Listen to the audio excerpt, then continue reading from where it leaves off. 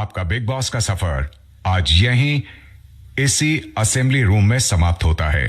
Hey everyone, welcome back to Controversy. Let's talk about Big Boss. Big Boss 19 में मृदुल का इवेक्शन honestly shocking था। वो बंदा जो घर के अंदर सबसे पॉजिटिव, काम और फन था, उसको ऐसे निकाल दिया गया। सबको लगता था मृदुल सेफ रहेगा क्योंकि बाहर उसकी बहुत ऑडियंस है, मृदुल के बहुत फॉलोअर्स थे और ये क्लियर था कि उसको वोटिंग में कोई हरा नहीं सकता। इसीलिए इस बार एलिमिनेशन नॉर्मल ऑडियंस वोटिंग से नहीं हुआ था। इस बार घर के अंदर मीडिया वाले आए थे और उनसे ही सब कंटेस्टेंट्स के लिए वोटिंग करवाई गई। और जब वोटिंग का रिजल्ट आया, मृदुल को सिर्फ 4 वोट्स मिले और बस उस बेस पे उसको एलिमिनेट कर दिया गया। अब ये सबको स्ट्रेंज लगा क्योंकि घर के अंदर जो लोग सिर्फ फाइट्स और नेगेटिविटी स्प्रेड कर रहे थे, उन्हें ज्यादा वोट्स मिल गए और मृदुल जो हर एक व्यूअर का फेवरेट था, वो सिर्फ 4 वोट्स पे बाहर हो गया। तब से सोशल मीडिया पे एक ही बात हो रही है, मीडिया वोटिंग के नाम पे मेकर्स ने एलिमिनेशन जस्टिफाई किया। ऑडियंस का वोट कहाँ गया? मृदुल ऑडियंस का फेवरेट था, ये क्लियरली प्लान्ड था। घर के अंदर भी लोगों को ये पैटर्न समझ आ गया था। जैसे गौरव ने मृदुल के जाने के बाद प्रणीत से बोला कि आवेश को यहाँ से ले गए, बजाज को तूने निकाला, मृदुल को यहाँ से ले गए, यानी एक पैटर्न क्लियरली दिख रहा था। जो कंटेस्टेंट्स पॉजिटिव थे उन्हें एक एक करके निकाला जा रहा था। सबसे पहले आवेश, फिर अभिषेक, बजाज और अब मृदुल।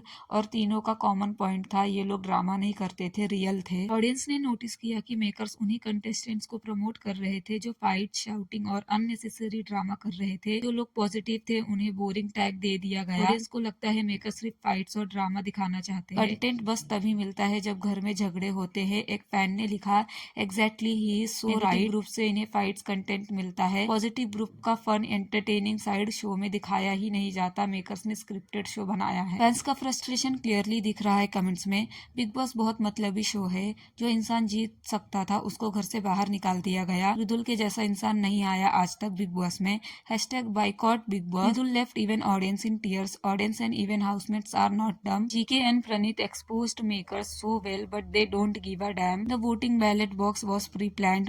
Who knows if they had 2 boxes and the other sent later with coined and counted votes as per planned eviction. अब बात करते हैं अभिषेक बजाज की। उनका इवेक्शन भी उतना ही अनफेयर था जितना मृदुल का। अभिषेक एक स्ट्रॉन्ग, काम और बैलेंस्ड कंटेस्टेंट था। ना अननेसेसरी ड्रामा, ना फेक फाइट्स, बस। लेकिन उस वीक जिनके वोट्स कम थे वो सेफ रहे और अभिषेक को निकाल दिया गया। अब क्लियरली समझ आ गई है, बिग बॉस अब ऑडियंस के हाथ में नहीं रहा, सब कुछ मेकर्स के कंट्रोल में है। बिग बॉस पहले एक सोशल एक्सपेरिमेंट जैसा शो लगता था। अलग बैकग्राउंड्स के लोग एक घर में रहते थे, रियल इमोशंस, रियल रिएक्शंस। अब सब कुछ एडिटेड और प्लान्ड लगता था। जो कंटेस्टेंट्स चिल और जेन्युइन है वो बोरिंग टैग लेके बाहर जाता है। क्वेश्चन ये है, बिग बॉस पहले जैसा क्यों नहीं रहा? सिंपल है, क्योंकि अब सब स्क्रिप्ट के बेस पे चलता है। पहले के सीजन में ऑडियंस का रियल इम्पैक्ट होता था। अब मेकर्स डिसाइड करते हैं कौन ड्रामा दे रहा है और कौन बोरिंग लग रहा है। जो कंटेस्टेंट्स लाउड है, फाइट्स करता है, वो सेफ रहता है। मृदुल और अभिषेक बजाज जैसे कंटेस्टेंट्स ही शो को जेन्युइन बना रहे थे, लेकिन जब उन्हें ही एलिमिनेट कर दिया गया तो ऑडियंस का कनेक्शन ही टूट गया। एंड में सिंपल बात यह है, बिग बॉस अब पहले जैसे रियलिटी शो नहीं रहा, वो एक स्क्रिप्टेड टीआरपी ड्रामा बन गया है।